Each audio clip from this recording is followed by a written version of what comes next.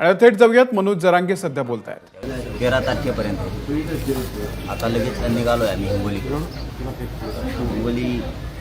आणि सगळ्यात या जिल्ह्यातल्या मराठा बांधवांना विनंती, एक दिवस आपले कामं बाजूला ठेवून आपली शक्ती, आपली ताकद दाखवा. आपल्याला राज्यात शांतता राहिली पाहिजे, यासाठी शांतता रॅली पण करायची आणि मराठा आरक्षण जनजागृतीसुद्धा करायची.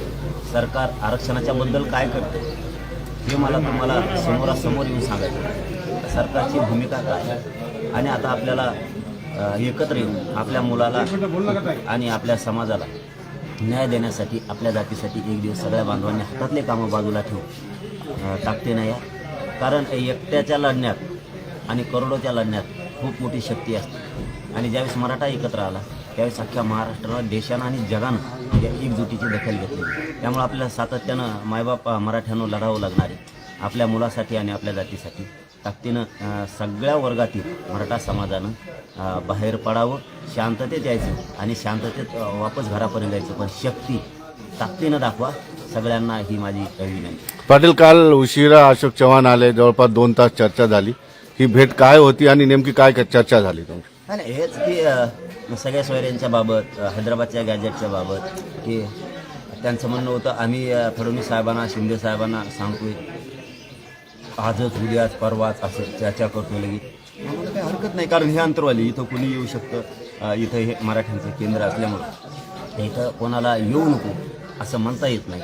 आणि आल्या गेल्याशिवाय तरी कोणी प्रश्न कशी मार्गी लागणार आहेत. आणि आता काय आले काय आणि गेले काय, कोणी पण हे मराठ्यांचं केंद्र आहे, दुसरं मी कोणाचंच होऊ शकत नाही. मराठा समाजाचाच मी किती नेते आले, किती कोणी काय झालं, मी कृतीवर आणि अंमलबजावणीवर जास्त विश्वास ठेवतो. कारण हे आले सकारात्मक किंवा आश्वासन यापेक्षा समाजाला दिसतंय. या बैठका सुरू असल्या तरी आमचे कार्यक्रम सुरूच राहतील. आता काही निवडणुका नाहीत म्हणून हे आला आणि ते गेला, कुणी तरी यायला लागतं, कुणाला तरी बोलावं लागतं आणि ते त्यांनी केलं, करतील. पुढं काय आहे 13 तारखेला फक्त काही दिवस राहिलेले आहेत. तुमच्या मागण्यांच्या बाबत बघता 13 तारखेला तुमच्या हाती काय पडेल असं वाटतंय का? काय तुमची सरकारबाबत भूमिका राहील? सगळ्या सोयऱ्यांची आम्ही दिलेल्या व्याख्याप्रमाणे होईल असं आम्हाला वाटतं. एक आंदोलक म्हणून विश्वास ठेवणं, आशा बाळगणं हे माझं कर्तव्य आहे. कारण मी समाजाचा मुलगा म्हणून काम करतो, त्यावेळेस मला आशावादी राहावं लागणार आहे. हैदराबादचं गॅजेटही होईल, सातारा संस्थांचंही होईल, बॉम्बे गव्हर्नमेंटचंही गॅजेट घेतलं जाईल. 83 क्रमांकाला कायदेशीर, ज्या कायद्यानं ओबीसीला आरक्षण दिलं त्याच ओबीसी यादीत कुणबी म्हणून, बाकीच्या ज्या 180 जाती होत्या त्यांच्या पोटजाती म्हणून, उपजाती म्हणून आरक्षणात घातल्यात.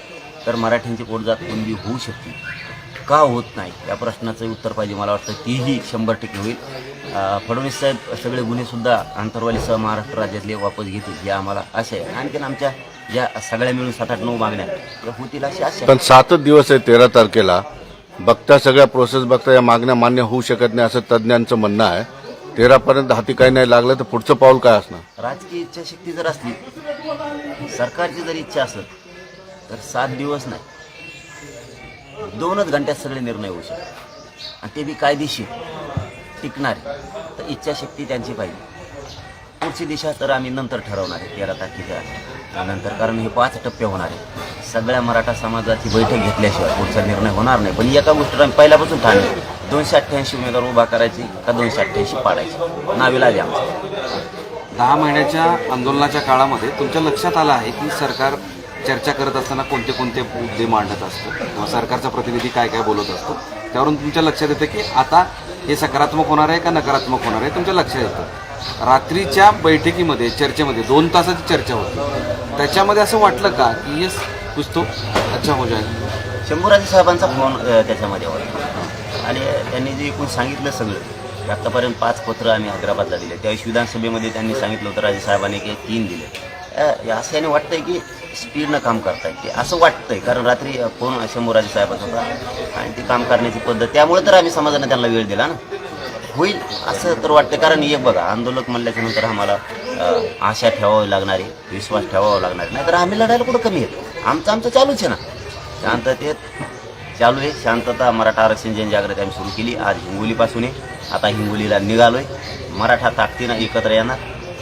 थोडंफार कमी होणारच आहे, कारण कामाचे दिवस आहेत, विठुरायाची वारी पण समाज जास्तीचा तिकडं असतो. पण आमची शक्ती काही ते मराठी सगळे बाहेर निघणार आणि आम्ही सरकारला जागा करायचं पा- काम करायचं. मग ही पाटील, शांतता तुम्ही- रॅली आहे की ही निवडणुकीच्या अनुषंगानं मराठ्यांमधली जागृती रॅली आहे? नाही नाही, ती जागृती रॅली अशी मोठी होणार.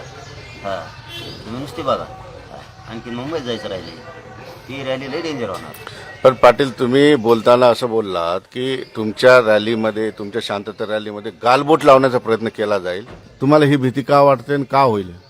कारण माणूस खुनशी एक खोलसार सवय पहिल्यापासून, कुणाची? येवल्याचा छगन भुजबळ पहिल्यापासून सवय.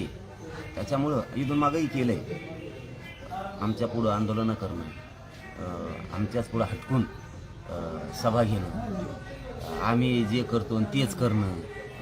आम्ही म्हणजे आता ती म्हणजे काय ना, एवढ्या मोठ्या माणसानं, संविधानाच्या पदावर बसलेल्या माणसानं असं वागणं म्हणजे खूप खालच्या दर्जाचं वाटतं. त्याच्यामुळं तो 100% असा डाऊट आहे की ते त्यांच्या लोकांना सांगून फुगविल, त्यांना काय आमिष दाखवील, त्यांना काय पदं दाखवील आणि आमच्या रॅल्यात काहीतरी त्यांच्या लोकांना करायला लावेल. कारण त्याला सगळा जबाबदारच मग छगन भुजबळ असणार. हो, कारण सरकारसुद्धा जबाबदार राहणार आहे, कारण ते सरकारमध्ये. ओके. एबीपी माझा, उघडा डोळे बघा नीट.